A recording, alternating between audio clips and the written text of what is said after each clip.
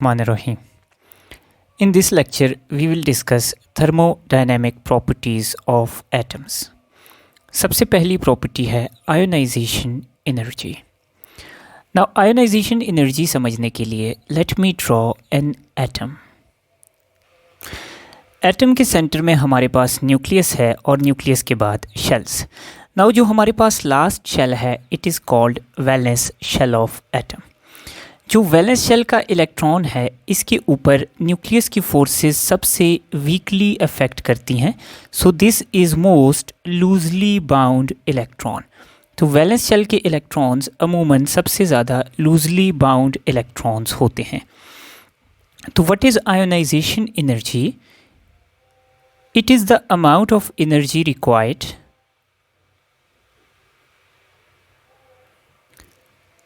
to remove an electron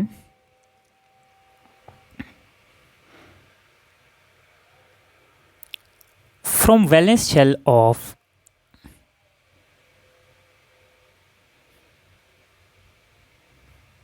isolated gaseous atom. So this is the definition of ionization energy कि आपके पास atom को हम ले लेते हैं आइसोलेटेड गैशियस फॉर्म में, क्योंकि आइसोलेटेड गैशियस फॉर्म में हर एटम एक दूसरे से काफ़ी ज़्यादा डिस्टेंस पे होता है और आयोनाइजेशन एनर्जी की हमें एक्यूरेट वैल्यूज़ मिलती हैं. तो आइसोलेटेड गैशियस एटम का जो वैलेंस शेल का इलेक्ट्रॉन है जो सबसे लूजली बाउंड है उसको एटम की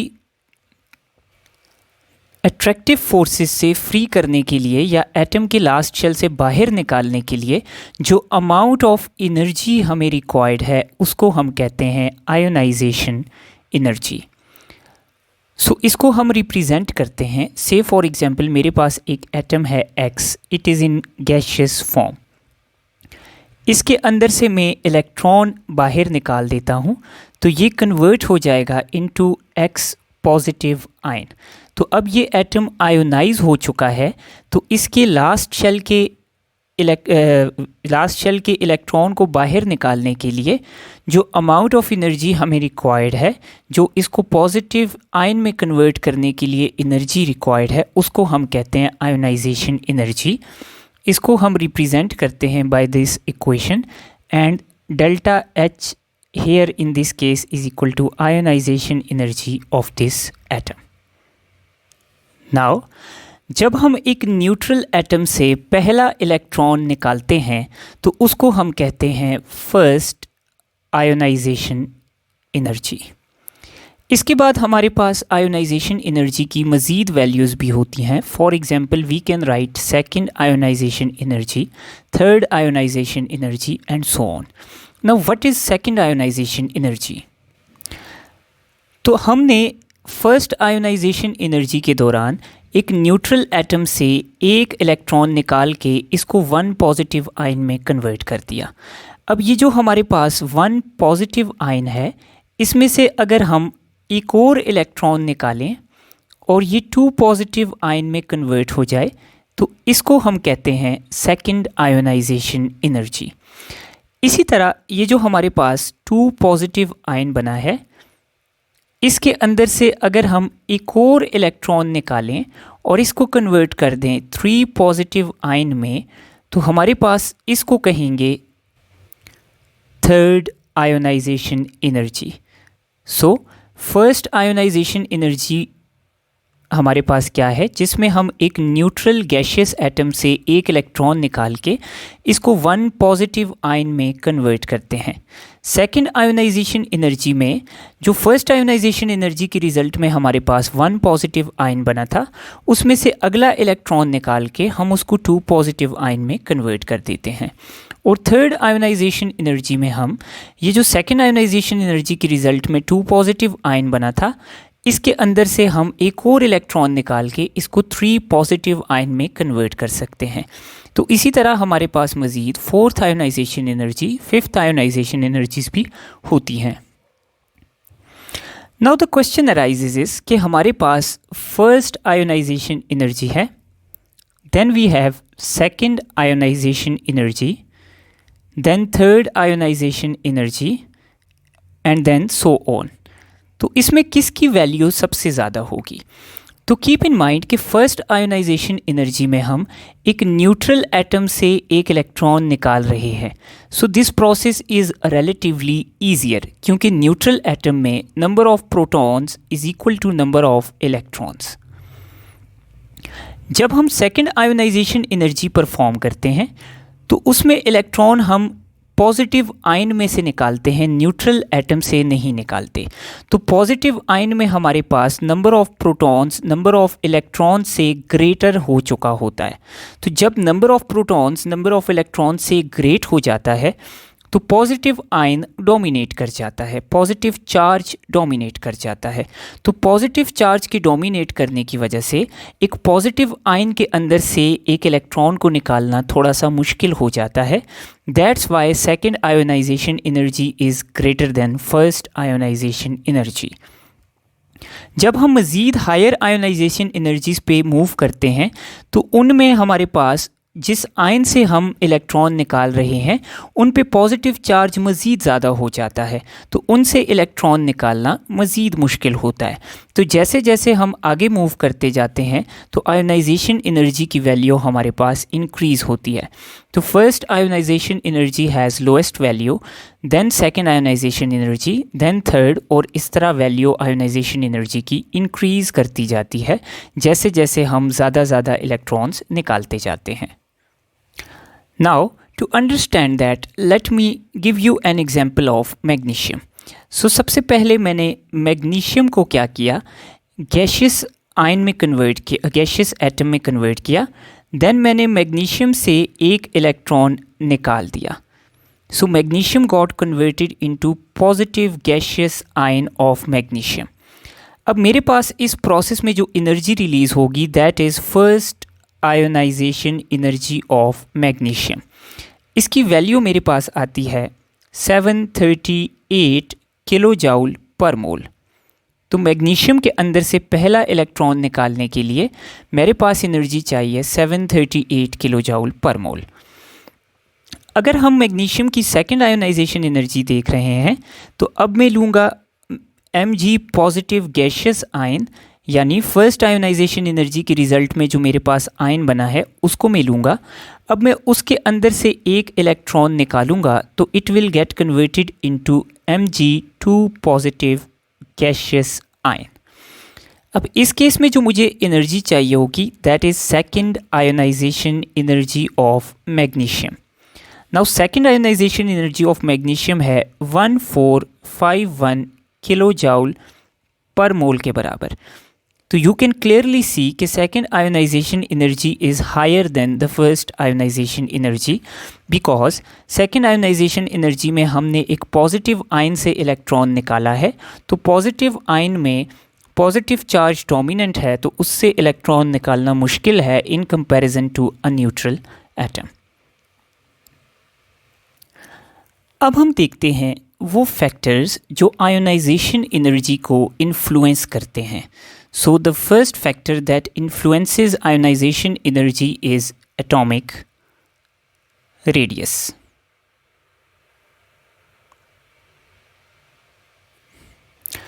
Now इस कॉन्सेप्ट को समझने के लिए let me take two atoms.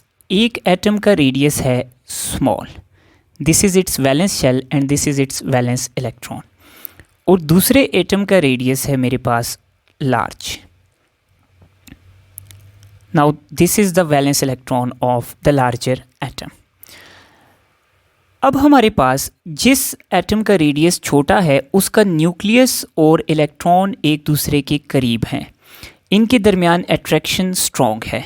और जिस एटम का रेडियस लार्ज है तो उसका न्यूक्लियस और इलेक्ट्रॉन के दरमियान डिस्टेंस ज़्यादा है, तो उसका जो इलेक्ट्रॉन है वो न्यूक्लियस से दूर है, तो इनके दरमियान अट्रैक्शन थोड़ी सी कम है।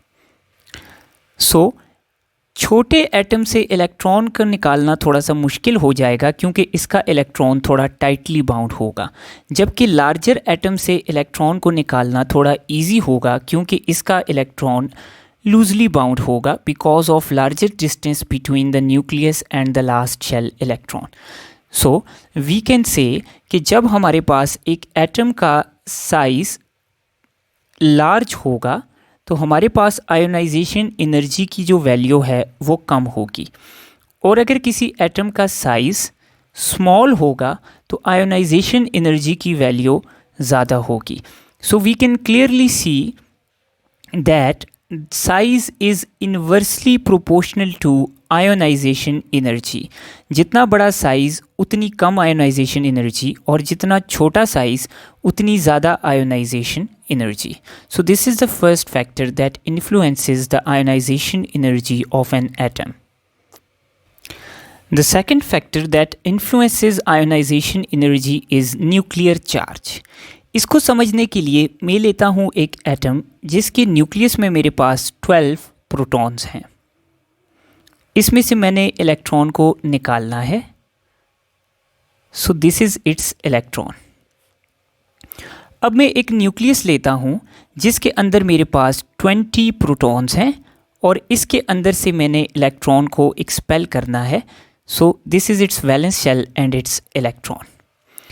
Now जिसका न्यूक्लियर चार्ज कम है तो उसमें प्रोटॉन्स का नंबर कम है, तो वो हमारे पास लास्ट शेल के इलेक्ट्रॉन्स को इतना स्ट्रांगली होल्ड नहीं कर सकते. और जिसका न्यूक्लियर चार्ज मेरे पास ज़्यादा है उसका इलेक्ट्रॉन के साथ अट्रैक्शन या इलेक्ट्रॉन के ऊपर फोर्स क्या है ज़्यादा होगी, तो इलेक्ट्रॉन को निकालना मुश्किल होगा, क्योंकि 12 प्रोटॉन्स उतना स्ट्रांगली न्यूक्लियस को इलेक्ट्रॉन को होल्ड नहीं कर सकते जितना कि 20 प्रोटॉन्स कर सकते हैं. तो हमारे पास जिस एटम के अंदर नंबर ऑफ प्रोटॉन्स या न्यूक्लियर चार्ज ज़्यादा होगा उसकी आयोनाइजेशन एनर्जी ज़्यादा होगी, और जिसका न्यूक्लियर चार्ज कम होगा उसकी आयोनाइजेशन एनर्जी कम होगी. So we can write that the greater the nuclear charge, अगर न्यूक्लियर चार्ज ज़्यादा होगा तो आयोनाइजेशन एनर्जी भी ज़्यादा होगी, और अगर न्यूक्लियर चार्ज कम होगा तो आयोनाइजेशन एनर्जी भी कम होगी. सो हमारे पास nuclear charge is directly proportional to ionization energy. So we can write it like this. Now, the third factor that influences the ionization energy of an atom is shielding effect.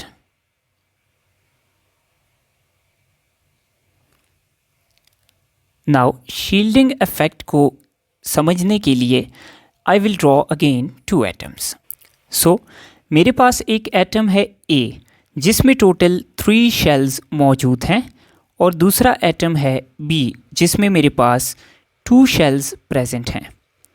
Now अब हमारे पास इसमें से मैंने last shell के electron को निकालना है, तो न्यूक्लियस के और लास्ट शेल के दरमियान मेरे पास 2 शेल्स मौजूद हैं, और अगर मैंने एटम बी में से इलेक्ट्रॉन को निकालना है तो न्यूक्लियस और लास्ट शेल के दरमियान मेरे पास सिर्फ एक शेल मौजूद है. तो इसका मतलब है कि जिसके अंदर नंबर ऑफ शेल ज़्यादा हैं उसमें ज़्यादा शील्डिंग प्रेजेंट है.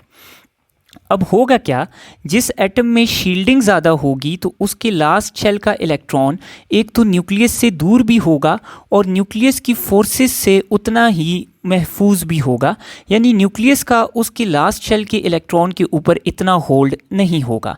जबकि जिस एटम में नंबर ऑफ शेल्स कम होंगे तो उसके लास्ट शेल के इलेक्ट्रॉन पे न्यूक्लियस का होल्ड थोड़ा सा ज़्यादा होगा.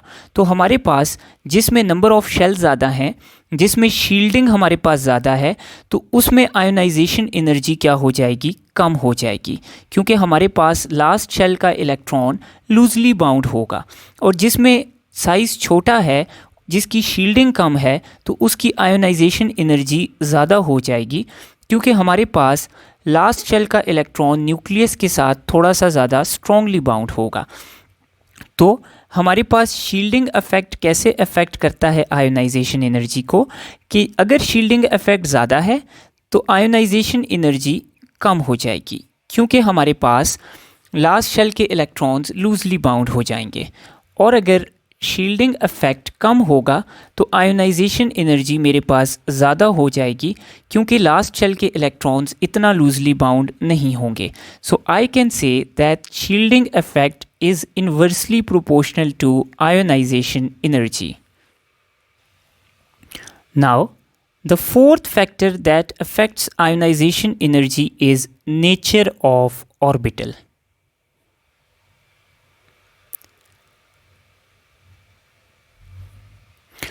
इस कॉन्सेप्ट को समझने के लिए मैं एक ही शेल के दो ऑर्बिटल्स लेता हूँ.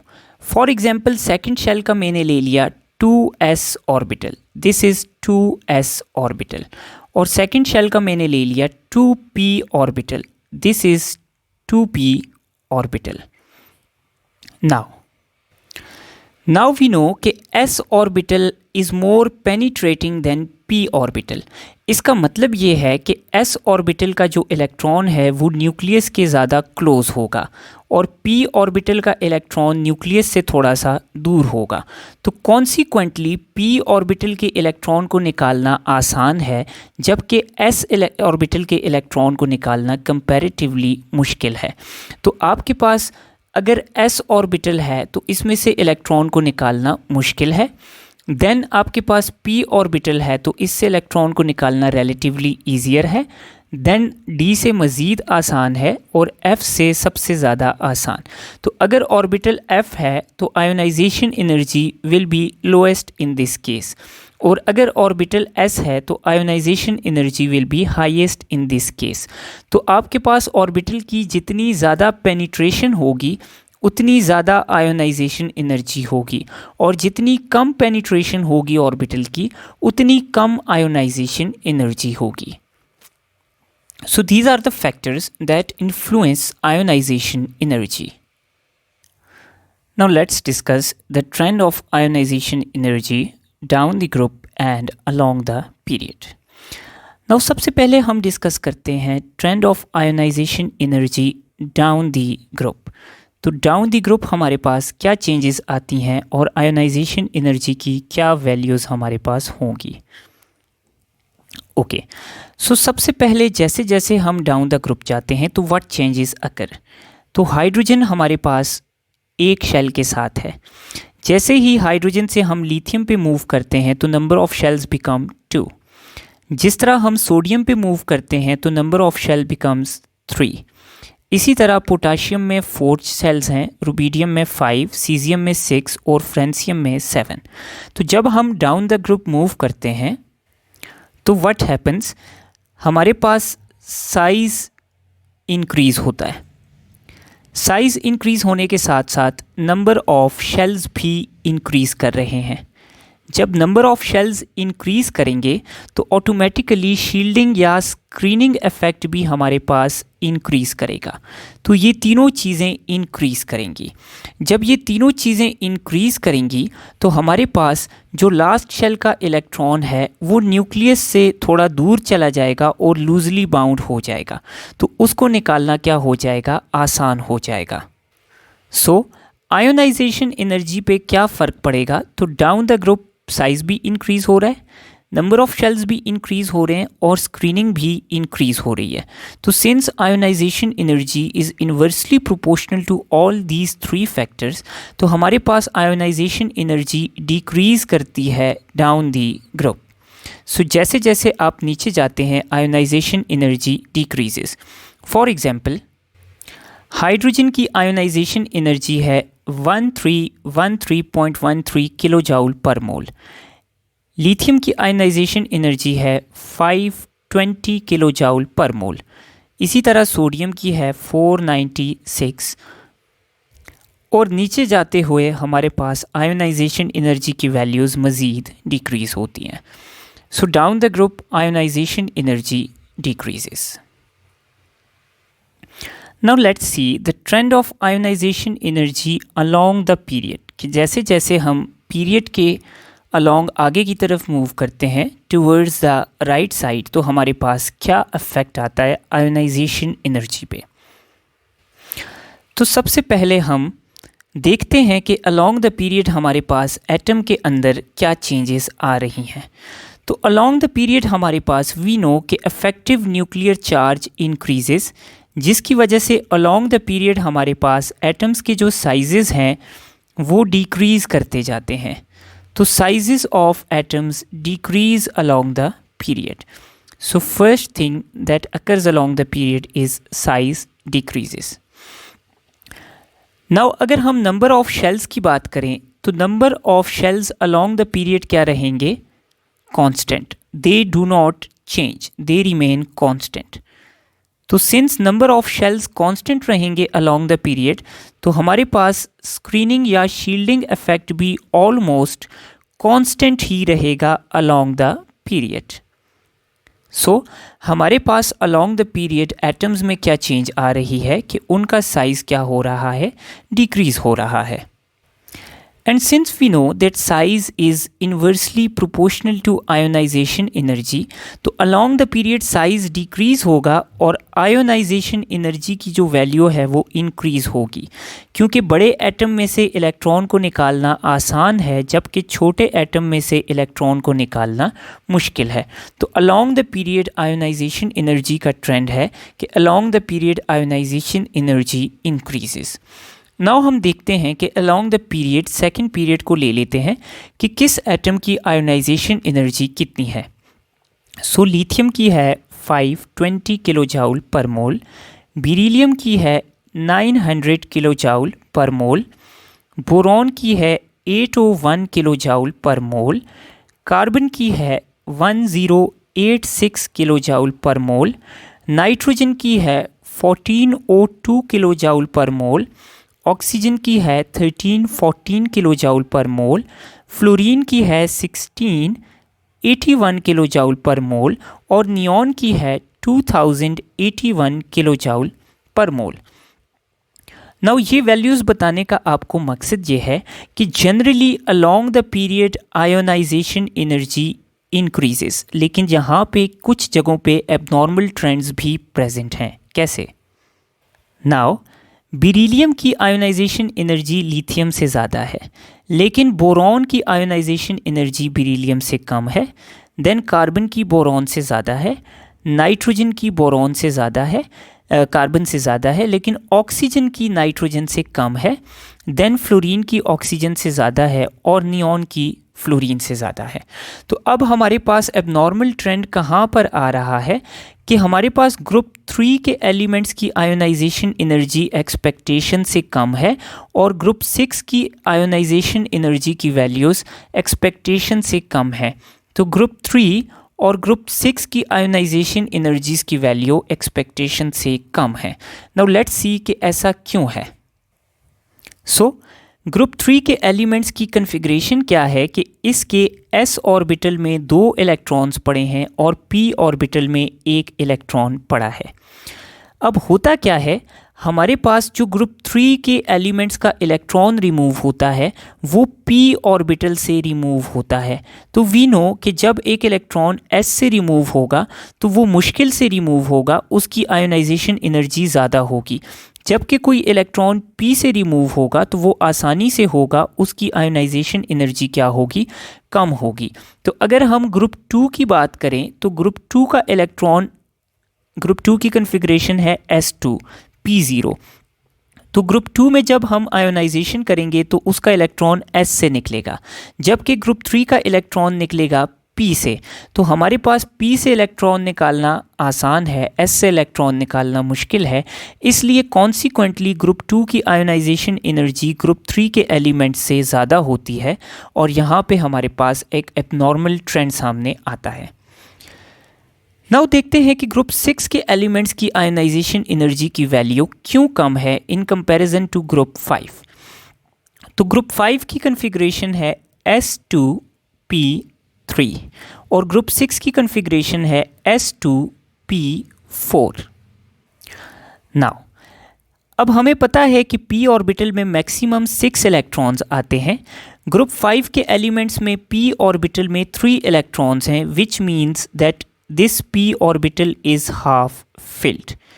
Now keep in mind कि अगर एक सब शेल हाफ फिल्ड हो या फुल फिल्ड हो तो ऐसी दोनों कन्फिग्रेशंस में ये शेल क्या होता है? स्टेबल होता है।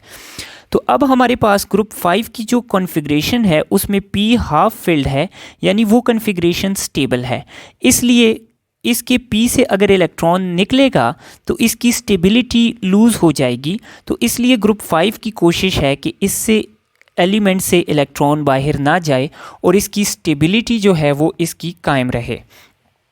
जबकि अगर हम ग्रुप 6 पे आएँ तो ग्रुप 6 की कन्फिग्रेशन है S2P4।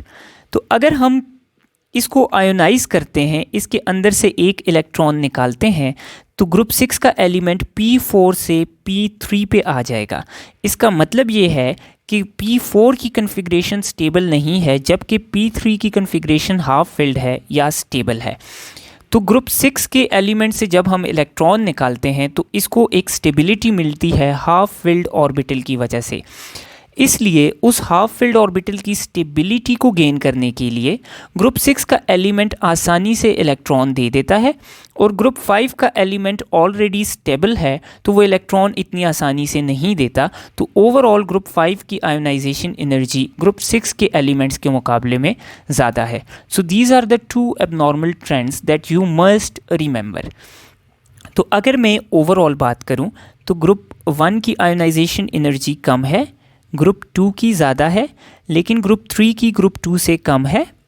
देन ग्रुप 4 की ज़्यादा है, ग्रुप 5 की और ज़्यादा है, ग्रुप 6 की ग्रुप 5 से कम है, देन ग्रुप 7 की ज़्यादा है, एंड देन ग्रुप 8 की ज़्यादा है। इम्पॉर्टेंट एलिमेंट्स अगर मैं लिखूं तो सोडियम की आयोनाइजेशन एनर्जी से ज़्यादा है मैग्नीशियम की, लेकिन एल्यूमिनियम की मैग्नीशियम से कम है। देन एल्यूमिनियम के बाद सिलिकॉन की ज़्यादा है, फॉस्फोरस की ज़्यादा है, लेकिन सल्फ़र की फॉस्फोरस से कम है। देन क्लोरीन की ज़्यादा है, एंड देन आर्गॉन की ज़्यादा है। तो आपको अगर इधर से कोई भी क्वेश्चन आए, अगर आपसे ये सीक्वेंस पूछ लें तो you must remember this sequence. अक्सर औकात क्वेश्चंस में हमें 3-4 एलिमेंट्स दे दिए जाते हैं। फॉर एग्जांपल हमसे पूछते हैं pick the element with lowest ionization energy, तो हमें दे दिया beryllium, boron, nitrogen and fluorine. तो ऐसे क्वेश्चन को अटेम्प्ट करने के लिए हम क्या करेंगे, इसको पीरियड में अरेंज करते हैं। तो सबसे पहले आता है beryllium, then boron, then nitrogen, then fluorine. Now अगर हम ट्रेंड को फॉलो करें तो हमारे पास आयोनाइजेशन एनर्जी बेरिलियम की सबसे कम होगी, फ्लोरीन की सबसे ज़्यादा। But due to abnormal trend of group 3 elements, boron has lower ionization energy in comparison to beryllium, so correct option will be boron. So इस तरह का कोई भी confusing question आ जाए, so you must keep in mind the abnormal configurations that arise in group number 3 and group number 6. तो you must keep that in mind. अब हम देखते हैं एप्लीकेशंस ऑफ आयोनाइजेशन एनर्जी के आयोनाइजेशन एनर्जी की values को देख के हम एटम्स के बारे में क्या गेस कर सकते हैं। So first application is deciding about metallic character of an element. So you must know कि periodic table में left hand side पे हमारे पास आते हैं metals और right hand side पे हमारे पास आते हैं non metals. Now period के शुरू में है metals जिनके sizes क्या हैं, लार्ज, और पीरियड के एंड पे हैं नॉन मेटल्स जिनके साइजेस हैं स्मॉल। तो मेटल्स की आयोनाइजेशन एनर्जी लार्ज साइज़ की वजह से लो होगी, और हमारे पास नॉन मेटल्स की आयोनाइजेशन एनर्जी स्मॉल साइज़ की वजह से ज़्यादा होगी। सो अगर हमारे पास कोई एलिमेंट आता है जिसकी हमें आयोनाइजेशन एनर्जी की वैल्यू कम मिल रही है, तो most probably that element will be a metal. और अगर कोई एलिमेंट ऐसा आता है जिसकी आयोनाइजेशन एनर्जी की वैल्यू हमें हाई मिल रही है, so most probably that element will be a non metal. और अगर किसी की इंटरमीडिएट वैल्यू है तो उसको हम मेटालॉइड कहेंगे। सेकेंड इंपॉर्टेंट एप्लीकेशन है guessing the stability of an atom. Now जिन एलिमेंट्स की आयोनाइजेशन एनर्जी की वैल्यूज़ बहुत हाई हैं, इसका मतलब है कि उनके अंदर से इलेक्ट्रॉन निकालना मुश्किल है। इलेक्ट्रॉन निकालना क्यों मुश्किल है? क्योंकि उनकी स्टेबिलिटी क्या है, ज़्यादा है। उनकी कोशिश है कि उनके अंदर से इलेक्ट्रॉन बाहर ना निकले, क्योंकि वो अपनी कन्फिग्रेशन में स्टेबल हैं, जिसकी सबसे बड़ी एग्जांपल है noble gases. Noble gases have highest values of ionization energy, क्योंकि उनका शेल कंप्लीट है, उनकी स्टेबिलिटी मैक्सिमम है, तो उनकी आयोनाइजेशन एनर्जी की वैल्यूज़ हाई हैं। जबकि अगर किसी एलिमेंट की आयोनाइजेशन एनर्जी की वैल्यू लो है तो इसका मतलब है कि वो स्टेबल कम है और रिएक्टिव ज़्यादा है। वो जो एलिमेंट है वो आसानी से रिएक्ट कर जाएगा, अपना इलेक्ट्रॉन आसानी से डोनेट कर देगा। Third important application is deciding the reducing power of a substance. Now reducing power of a substance हम कैसे डिसाइड करते हैं? Let me give you an example. मेरे पास एक एटम है जिसका साइज़ है स्मॉल, और मेरे पास एक और एटम है जिसका साइज़ है लार्ज। अब रिड्यूसिंग पावर को हम कैसे डिसाइड करेंगे कि जब एक एटम दूसरे एटम को अपना इलेक्ट्रॉन ट्रांसफ़र करेगा। अब जितनी आसानी से एक एटम दूसरे एटम को इलेक्ट्रॉन ट्रांसफ़र करेगा उतनी ज़्यादा उसकी रिड्यूसिंग पावर होगी, यानी दूसरे एटम को रिड्यूस करने की पावर ज़्यादा है। नाउ यू कैन से कि अगर एक एलिमेंट का साइज़ हमारे पास स्मॉल है या आयोनाइजेशन एनर्जी क्या है, लार्ज है, तो वो इलेक्ट्रॉन दूसरे एटम को थोड़ा मुश्किल से ट्रांसफ़र करेगा, तो उसकी रिड्यूसिंग जो पावर है वो क्या होगी, कम होगी। जबकि अगर एक एटम है जिसका साइज़ क्या है, लार्ज, और आयोनाइजेशन एनर्जी क्या है, कम, तो वो अपने लास्ट शेल के इलेक्ट्रॉन को आसानी से किसी दूसरे सब्सटेंस को ट्रांसफ़र कर देगा और उसको रिड्यूस कर देगा। तो ऐसे एलिमेंट्स की रिड्यूसिंग पावर हमारे पास क्या होगी, ज़्यादा होगी। जिस तरह हम कहते हैं कि वी हैव मेटल्स के साइज़ बड़े हैं, उनकी आयोनाइजेशन एनर्जी की वैल्यू कम है, तो metals behave as reducing agents, और मेटल्स की रिड्यूसिंग पावर क्या होती है, हमारे पास ज़्यादा होती है। सो आयोनाइजेशन एनर्जी की वैल्यू से हम एक मेटल की रिड्यूसिंग पावर का अंदाज़ा लगा सकते हैं। One of very important applications of ionization energy is guessing the bonding between two atoms. Now suppose कि मेरे पास दो एटम्स हैं, atom A and atom B. Now दोनों की आयोनाइजेशन एनर्जी तकरीबन सेम है। फॉर एग्जांपल एक की है 1431 किलो जाउल पर मोल और दूसरे की है 1531 किलो जाउल पर मोल। इसी तरह एक और एग्जांपल में मैं लेता हूँ कि एटम ए की आयोनाइजेशन एनर्जी है 530 और बी की आयोनाइजेशन एनर्जी है 570। अब ऊपर वाली जो दो वैल्यूज़ हैं ये ज़्यादा हैं, तो मैं ये कह सकता हूँ कि ए और बी क्या हैं, नॉन मेटल्स, क्योंकि नॉन मेटल्स की आयोनाइजेशन एनर्जी क्या होती है, ज़्यादा होती है। और नीचे वाली वैल्यूज़ कम हैं, तो मैं कह सकता हूँ कि ए और बी क्या हैं, मेटल्स हैं। इसी तरह अगर ए की वैल्यू कम है, लाइक मेरे पास 108 किलो जाउल पर मोल है, और बी की वैल्यू ज़्यादा है, लाइक 1400 किलो जाउल पर मोल है, तो मैं कहूँगा कि ए मेटल है और बी नॉन मेटल है। तो अब इससे हम बॉन्डिंग का अंदाज़ा कैसे लगाएंगे? हम कहेंगे अगर दोनों की आयोनाइजेशन एनर्जी की वैल्यू ज़्यादा है तो दोनों क्या हैं, नॉन मेटल्स। तो नॉन मेटल्स एक दूसरे के साथ कोवेलेंट बॉन्ड बनाते हैं, तो हम कहेंगे कि इन्होंने एक दूसरे के साथ कोवेलेंट बॉन्ड बनाया है। अगर दोनों की आयोनाइजेशन एनर्जी की वैल्यूज़ कम हैं और एक दूसरे के करीब हैं, तो हम कहेंगे कि दोनों मेटल्स हैं, they will not form bond with each other, they do not form bond with each other. और अगर हम आयोनाइजेशन एनर्जी की वैल्यूज़ देखेंगे, एक की हमारे पास काफ़ी कम है तो हम कहेंगे ये मेटल है, और दूसरे की आयोनाइजेशन एनर्जी काफ़ी ज़्यादा है तो हम कहेंगे ये नॉन मेटल है। तो हम कॉन्सिक्वेंटली कहेंगे कि ये एक दूसरे के साथ आयनिक बॉन्ड बनाएंगे। So this is one of the very important applications of ionization energy.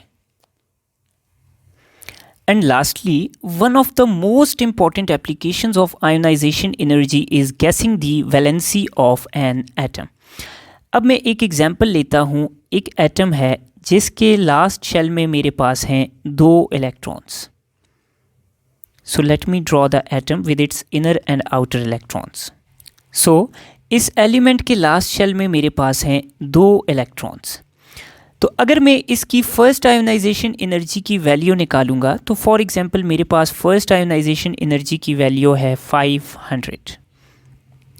अब मैं इससे जब सेकंड इलेक्ट्रॉन निकालूंगा तो इसको निकालना थोड़ा मुश्किल होगा, तो इसकी वैल्यू ऑलमोस्ट थोड़ी ज़्यादा ले लेता हूँ, से फॉर एग्जांपल 800। नाउ अब इसके वैलेंस शेल में सिर्फ 2 इलेक्ट्रॉन्स थे, अब ये दोनों इलेक्ट्रॉन्स जा चुके हैं और इसका वैलेंस शेल गायब हो चुका है। अब जो मैं इसके अंदर से तीसरा इलेक्ट्रॉन निकालूंगा वो मेरे पास वैलेंस शेल से नहीं निकलेगा बल्कि सेकंड लास्ट शेल से निकलेगा। तो सेकंड लास्ट शेल न्यूक्लियस के करीब होगा in comparison to the valence shell of that atom. तो सेकंड लास्ट शेल से तीसरा इलेक्ट्रॉन निकालना काफ़ी मुश्किल हो जाएगा, तो इसकी वैल्यू बहुत ज़्यादा हो जाएगी, फॉर एग्जांपल 1800। तो अब मेरे पास फर्स्ट आयोनाइजेशन एनर्जी और सेकंड आयोनाइजेशन एनर्जी की वैल्यू में इतना डिफरेंस नहीं है जितना सेकंड और थर्ड आयोनाइजेशन एनर्जी की वैल्यूज़ में डिफरेंस है। उसकी वजह क्या है कि पहला इलेक्ट्रॉन निकला लास्ट शेल से, दूसरा इलेक्ट्रॉन भी निकला लास्ट शेल से, लेकिन तीसरा इलेक्ट्रॉन निकल रहा है सेकंड लास्ट शेल से, जिसको निकालना काफ़ी मुश्किल है। तो इसलिए सेकंड और थर्ड आयोनाइजेशन एनर्जी की वैल्यूज़ में मेरे पास काफ़ी डिफरेंस है। अब इससे मैं वैलेंसी कैसे गैस करूँगा कि सेकंड और थर्ड आयोनाइजेशन एनर्जी की वैल्यूज़ में काफ़ी ज़्यादा डिफरेंस आ गया, तो इसका मतलब है कि पहले 2 इलेक्ट्रॉन्स निकालना आसान थे जबकि थर्ड इलेक्ट्रॉन निकालना मुश्किल था। तो लाजमी जो थर्ड इलेक्ट्रॉन है वो किसी अंदर वाले शेल से निकला है। तो मैं कहूँगा कि इस एलिमेंट के लास्ट शेल में 2 इलेक्ट्रॉन्स थे, तो इसकी वैलेंसी क्या होगी, 2 होगी। सो this is a very important concept. For example एक और एग्जाम्पल लेते हैं।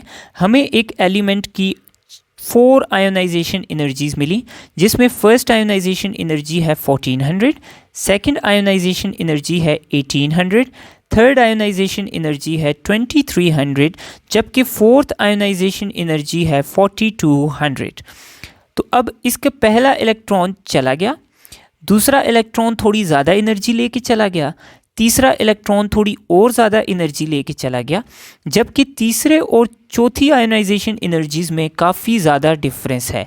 इसका मतलब है कि इसके लास्ट शेल में 3 इलेक्ट्रॉन्स थे जो हमने निकाल दिए, जबकि चौथा इलेक्ट्रॉन बहुत ज़्यादा एनर्जी मांग रहा है बाहर जाने के लिए।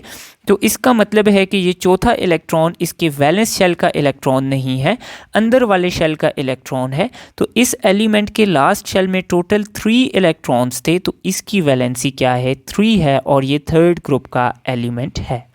तो यूँ हम वैलेंसी और ग्रुप नंबर गैस कर सकते हैं आयोनाइजेशन एनर्जीज़ की वैल्यूज़ देखकर। So this is all about ionization energy. Thank you.